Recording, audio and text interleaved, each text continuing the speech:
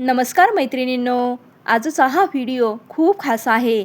कारण असा योग हा खूप क्वचितच येत असतो. तो म्हणजे अधिक अमावस्या आणि सोमवती अमावस्या. या दोन्ही अमावस्या एकाच दिवशी आलेल्या आहेत. जर तुम्ही एक छोटासा उपाय केलात तर तुमचं नशीब बदलू शकतं.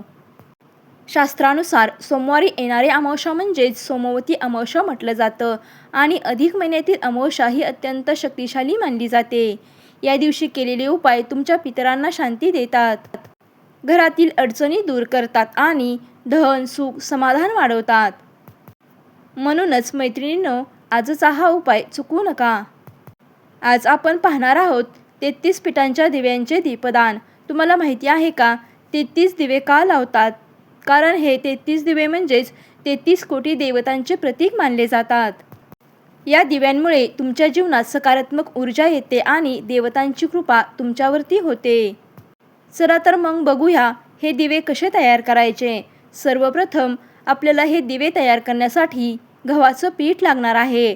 त्यात थोडंसं पाणी घाला आणि एक घट्ट गोळा तयार करा. आता या गोळ्यातून छोटे छोटे दिवे बनवा. असे एकूण आपल्याला 33 दिवे तयार करायचे आहेत. प्रत्येक दिव्यात कापसाची वात ठेवा आणि त्यात तेल किंवा तूप घाला. सर्वात महत्त्वाचं म्हणजे एक गोष्ट लक्षात ठेवा, हे सर्व दिवे करत असताना तुमचं मन शांत आणि सकारात्मक असावं.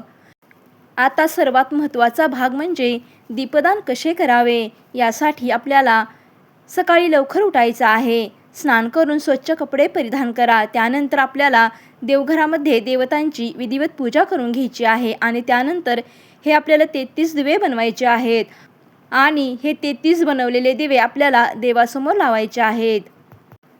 हे दिवे लावत असताना आपल्याला ओम नमो भगवते वासुदेवाय, ओम नमो भगवते वासुदेवाय हा मंत्रजप करायचा आहे.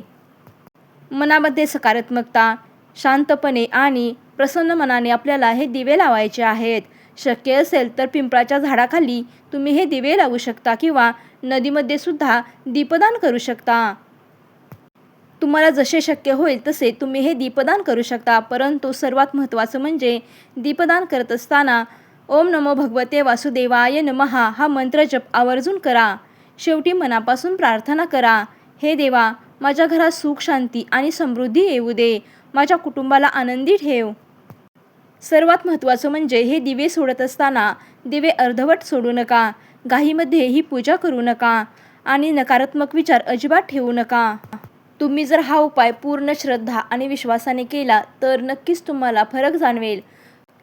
त्यामुळे पूर्ण श्रद्धा आणि विश्वासाने आपल्याला हे 33 दिव्यांचे दान करायचे आहे. तुम्हीही येत्या अधिक महिन्यातील सोमवती अमावस्याला दीपदान करणार असाल तर कमेंटमध्ये जय श्री हरी नक्की लिहा. आणि तुम्हाला ही सांगितलेली संपूर्ण माहिती आवडली असेल तर लाईक करा आणि अशाच धार्मिक व्हिडिओसाठी चॅनेलला नक्की सबस्क्राईब करा. धन्यवाद. श्री स्वामी समर्थ. जय जय स्वामी समर्थ.